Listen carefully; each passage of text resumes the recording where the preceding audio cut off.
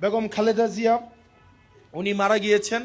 উনার কাছ থেকে যে জিনিসটা আমি সবচেয়ে বেশি শিখি, উনি ওনার চরম শত্রুকে নিয়েও কখনোই উনি কটু কথা বলে নাই।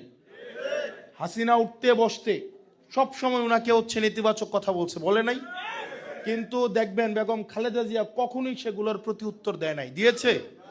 আপনাদের কাছে অনুরোধ থাকবে, আপনারা কখনোই আপনি নিজে কি করবেন নির্বাচিত হইলে এটা মানুষকে বলে বেড়াবেন, কে কি করছে এটা বলার কোনো দরকার নাই।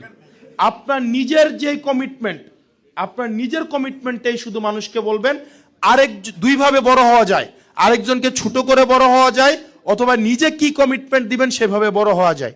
আমি এই দেবিদ্বারে ঢুকার সময় আমি একটা প্রতিজ্ঞা করেছিলাম যে আমি আমার নেতাকর্মীর কাউকে আমি আরেকজনকে নিয়ে নেতিবাচক কথা বলতে দিব না।